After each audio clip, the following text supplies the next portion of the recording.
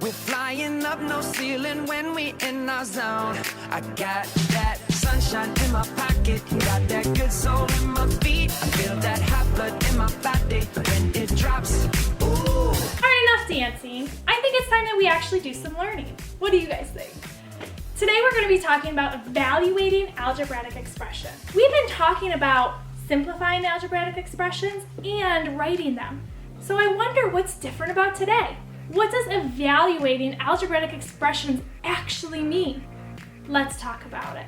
Think about the word evaluate. There's actually a word inside of evaluate that's going to help us. The word is value. Okay, the word value is what we're actually going to be looking for when we are evaluating expressions. All right, so something that really helps me is thinking about switching letters with numbers. Now, that's not really exactly mathematical vocabulary, so let's go ahead and switch out some of those words for some of our math vocabulary. When I see the word switching, I'm actually thinking about substituting. And you're going to hear that a lot as we get into our unit a little bit more, okay? So substituting letters for numbers. What mathematical vocabulary could I use when talking about letters?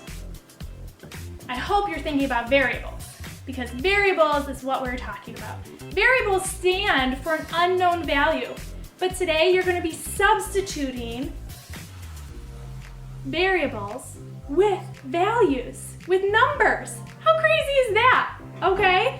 I know some of you, when we were talking earlier, you're like, why can't I just get a number for my answer? Why do we have all these variables in them? Well, now you're going to get a chance, okay? Let's go ahead and look at an example. I need to see examples, and I know that it's helpful for you too. So here I have an example of using a table to evaluate expressions. And you'll actually see it in your notes right in front of you as well. The example that I have isn't in your notes, so pay attention up here.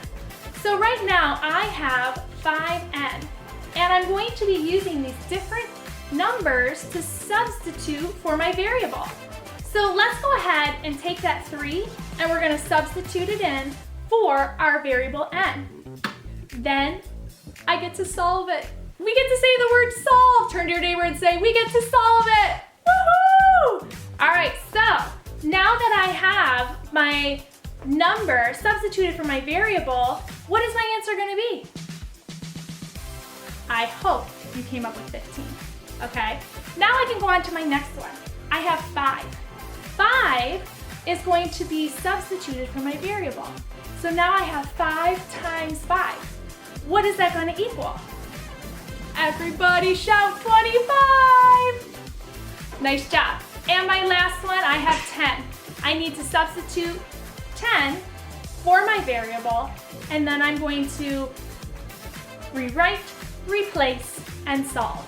That's something I'm going to talk to you about in just a second. Go ahead and fill out the other examples in your notes, and we'll get started.